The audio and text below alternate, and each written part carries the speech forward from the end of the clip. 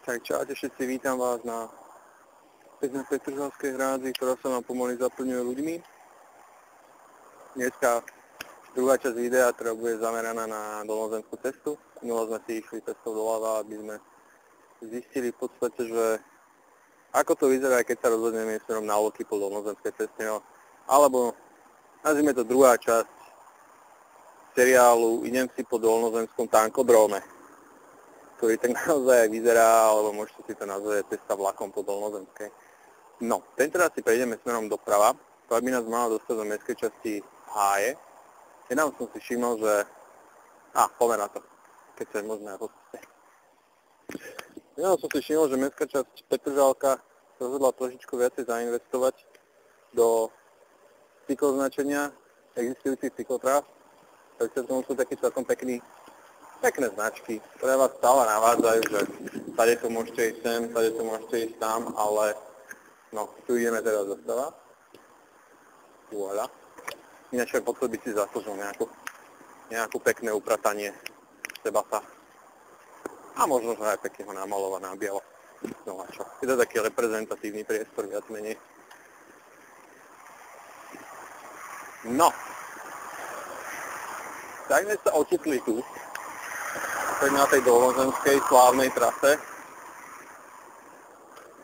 A ideme sa teda pozrieť, ako to bude vyzerať. Som na to zvedavý. No, tuto to vidíte, ako to nejako vyzerá. Starohájska.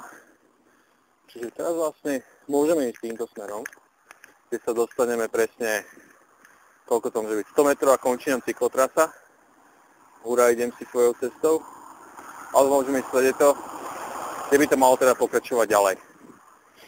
Toto je vlastne Starohájska pri dostihovej dráhe, ale vidíte, že nepokračuje to moc ďaleko. Takže pôjdeme si doprava, ďalej popri dolnozemskej. V rámci týchto cyklorás nebudem určite pokrývať také tie notorické známe cyklotrasy typu Petržalská hrádza a iné, ktoré všetci notoricky poznajú, ktorí si aspoň raz po svojom živote sadli na bicykel. Takže máme tu prechod, nikto nám nejde. Ideme do toho. Uj. Paradička. No. A tam ide ďalšia panáčika z diaľka. Ako podľa mňa je to celkom pekné. Je to celkom sexy, ale človek ani tak úplne nevie presne, čo si má po tými smery predstaviť. No. To mi to príde ako také navigačná značka pre chodcov. Momentálne sa nachádzate na Jagerovej ulici. Keď pôjdete doprava, kliknete sa na palcu. No, no, čiže môžeme ísť tuto tak doľava, kde nie je vlastne nič, alebo doprava.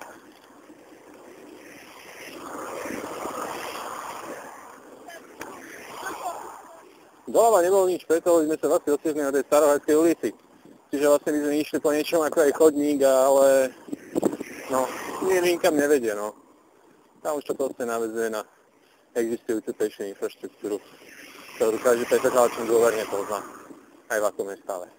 No, táto strana dolnozemskej vyzerá celkom fajn.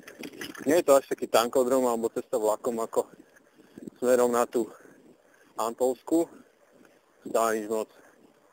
Skúsme nejak prebehnúť týchto chodcov.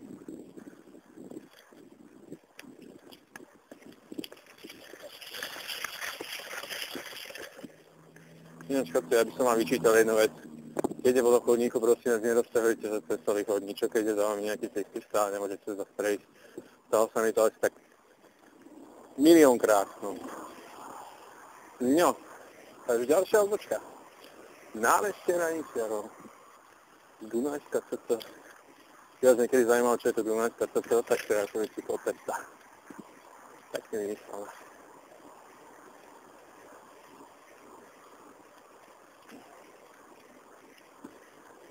No ne, stará známa značka Zasadni z bicykla.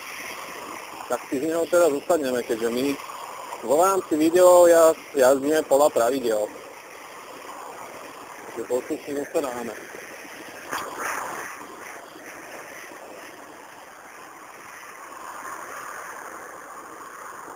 Zostane. A ideme.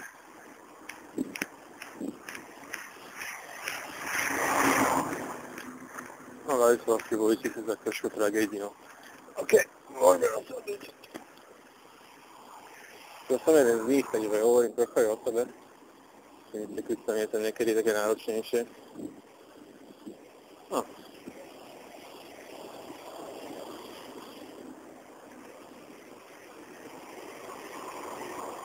Tak si poďme ešte raz zostať, aby toho nebolo málo. Je všetko celkom sranda. Viac do pumpy a máte tu nefungujúci semafor. OK.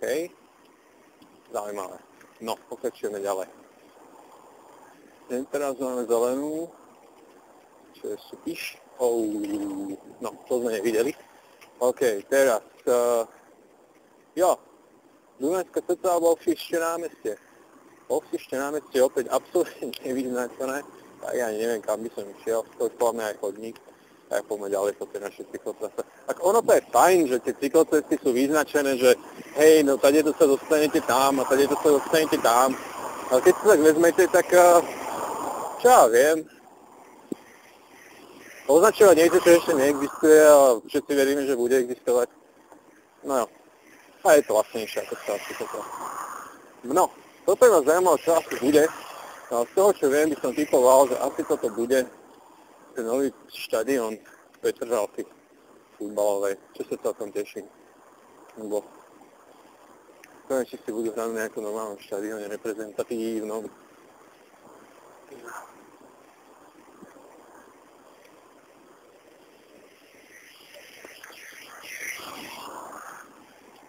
Dúfam, že sa nebude nám niekto hnevať, keď poviem, že označenie tejto cyklotrasy je úbohé. Naozaj, že tieto čudá, čo tu majú, tak to je naozaj strašné niečo. Cesta vlakom. Dobre. No je to tu trošku také neudržiavané. Nazvime to tak diplomaticky. Je fajn, že tu tá cyklotrasa je, aj keď ťažko o nej vedieť a dá sa polemizovať o tom, že ako je to veľmi praktické, tak je to ísť. Ale ja som každopádne zvedavý, že kam nás to vlastne privedie. Kde sa napojíme na tú Dunajskú cestu? Pekne. Vyhrkota dušu asi táto cesta. No toto je fakt zlé už, ale nech sa na nikto nehnevá. Tamto bolo ešte celkom fajn, ale toto už je naozaj zlé. Krtince kombinované s týmto, tak tajto by som sa naozaj bál na mojom bicykli pravidelne. Vidno, že koľko cyklistov tu vlastne je. To je naozaj parametr chodníka.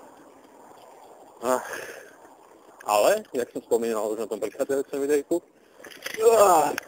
správa telovýchovných a rekreačných zariadení Bratislavy alias TARZ sa veľmi chváli na sebe stránke, že na Bratislave máme toľko kilometrov cyklotrás. Až by sa človek cítil, že to je strašne super. Ale keď vidíte toto, že vyskúšajte si to. Všetci viete, kde Dolnozemská je, nemáte za čoho báť. OK, takže Rusovská cesta, prístavný most. No čo viem, tak to je tiež chodník, že tam keď vidíte a všimnite si, tak tam je prechod, kde sú obrovníky asi tak meter krát meter po oboch stranách, do výšky je minimálne 30 cm, takže to už by som cyklochodníkom naozaj nenazýval. Takže to smerom doľava, no. Tak jo. Ďakujeme. Tak ideme, prístavný most. To je sa celkom význam, ale teraz trošku polemizujem nad tým, že kam nás toto vlastne privedie.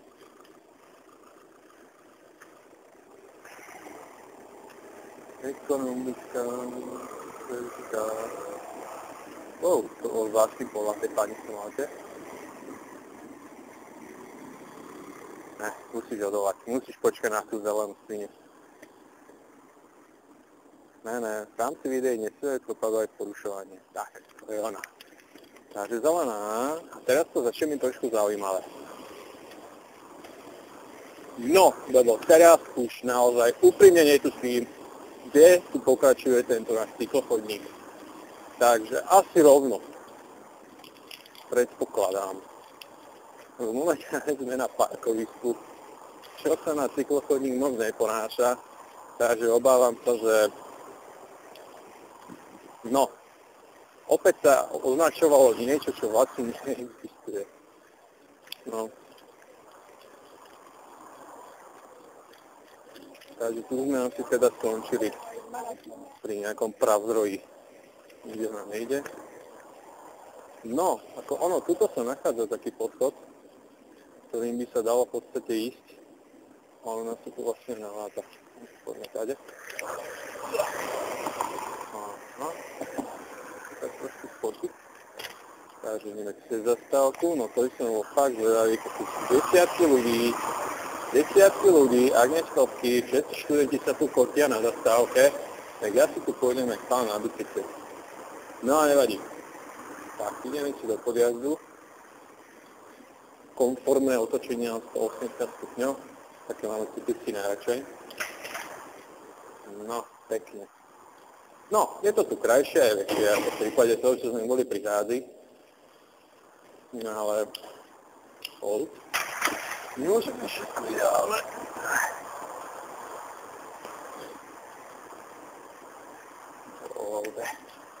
Nikoho tu nemáme.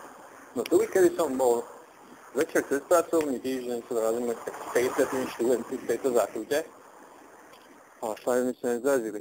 OK, teraz čo? No. Typujem asi, že pôjdem túto cestu, tú spontánnu cestu. Aha.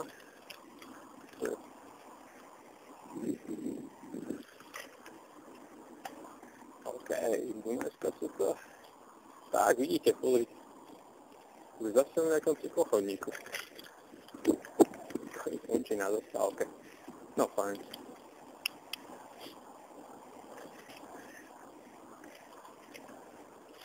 Takže pokračujeme na ceste vlakom. Toto ináč vám neodporúčam, ale tady to sa dá veľmi príjemne skrátiť cesta, ako vidíte tých ľudí. Je inak na bicykli, je inak pešo. No tak vidíte, nakoniec sa mi už to vidím, ak sa mi dostaneme tam, že sme chceli ísť. Takže, no, má to svoje detské muchy, ale dostaneme sa tam, kam chceme, týmto našim vláčikom, krtincovitým. No a tu už všetci poznáme. No a toto je jedna z vecí, ktorým sa ideme cyklokoalícii venovať. To sú tieto petržalské prechody. Podchody teda. Z jednej z druhej strany. V podstate, keby oni boli otvorené, tak by to bolo hrozne super. Tak pozrieme sa, v akom stave. Dovolím si malú zastavočku spraviť. No. Čakal som, že to bude trošičku horšie. Chválne. Nebojte, nepotrvá to dlho. No pekne. Takže tu bude asi ten háčik. Keďže je to vlastne zavreté okrem toho bordelu a sociálneho prostredia, že my tu máme tak trošku stojacú vodu, no. No dobre, chceme si spraviť zastávku, bo my sme toto začali riešiť. Mali by sme sa stretnúť s ľuďmi z magistrátu, ktorí majú toto v správe. Ináč toto je ten môj bicykel. Aby ste videli, žiadne dialo, 300 eur.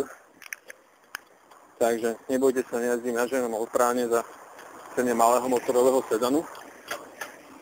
Takže krátky bonus, čo nás čaká a nemine. No a pokračujeme ďalej. No, toto už je celkom dôverne známe, aspoň pre mňa teda. Takže toto sa už nemá čo pokaziť.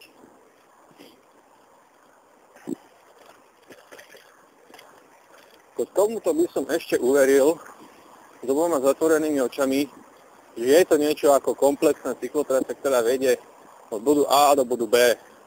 A musel by som aj obe oči zatvorené, čo je pri ceste bicyklu trošku nebezpečné.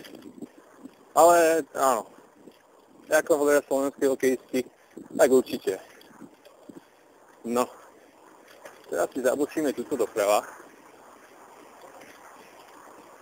Toto je ináč, že mimochodom celkom časté bydlisko slovenských bezdomovcov. Nechcem nejak opovrhovať, len by náhodou niekto zaujímalo, že kde sa dajú takýchto ľudia odchytiť v týchto krovinách. To je strašne nevyužitý priestor.